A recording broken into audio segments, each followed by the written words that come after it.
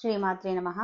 మూక పంచశతి స్తుతి శతకంలోని 11వ శ్లోకం నుండి 20వ శ్లోకం వరకు. రాకాచంద్ర సమాన కాంతి వదనా నాకాధిరాజస్తుతా మూకానామపి కుర్వతి సురధుని నీకాశ వాగ్వైభవం. శ్రీకాంచీ నగరీ విహార రసికా శోకాపహంత్రీ సతాం ఏకా పుణ్య పరంపరా పశుపతేః ఆకారిణీ రాజతే. జాతాశీలశైలత సుకృతినాం దృశ్యా పరం దేహినాం లోకానాం క్షణమాత్ర సంస్మరణతః సంతాప విచ్ఛేదిని. ఆశ్చర్యం బహుఖేల సంవితనుతే నైశ్చల్యమాబిభ్రతి కంపాయాస్తటసీం నికాపితటిని కారుణ్యపాధో మయే. ఐక్యం येन విరచ్యతే హరతనౌ దంభావపుంభావకే రేఖాయత్కచసీం నిశేఖరదశాం నైషాకరీ గాహతే. ఔన్నత్యం ముహురేతి येन సమహాన్ మేనాసఖः సానుమాన్ కంపాతీరవిహారిణా శరణాః తేనైవ ధామ్నా వయం. అక్ష్ణోశ్చ స్తనయో శ్రియో శ్రవణయోః బాహోశ్చ మూలం స్పృశన్ ఉత్తంసేన ముఖేన చ ప్రతిదినం దృహ్యన్ పయోబ్జన్మనే. మాధుర్యేణ గిరాం గతేన మృదునా హంసాంగనాం హ్రేపయన్ కాంచీసీం నిచకాస్తి కోపి కవిత సంతాన బీజాంకురః. ఖండం చాంద్రమసంవతం సమనిశం కాంచీపురే ఖేళనం కాలాయశ్చ వితస్కరీం తనురుచిం కర్ణే జపే లోచనే.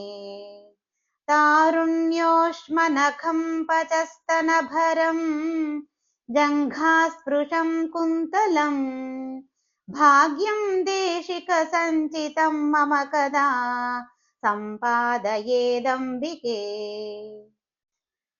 తన్వానం నిజకేళి సౌధ సరణిం నైసర్గికీణాం గిరాం కేదారం కవిమల్ల సూక్తిలహరీ సస్య శ్రియాం శాశ్వతం.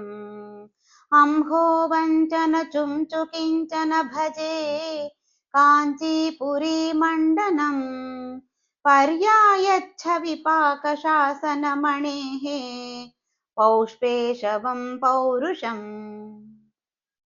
ఆలోకే ముఖ పంకజే చ దధతి సౌధాకరీం చాతురీం చూడాలంక్రియమాణ పంకజవనీ వైరాకర ప్రక్రియా.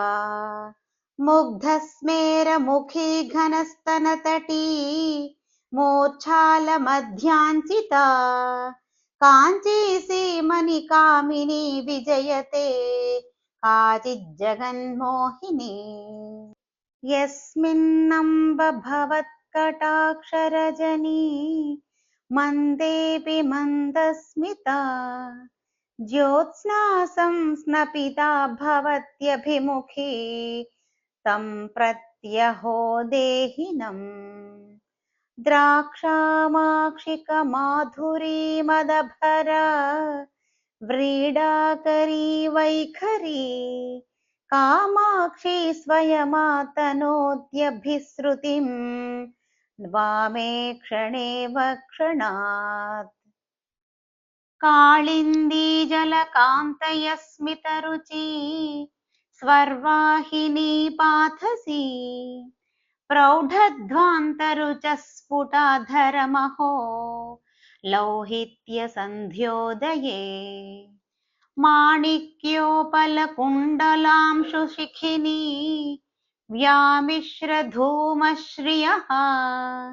कल्याणैकभुवः कटाक्षसुषमाः कामाक्षि राजन्ति ते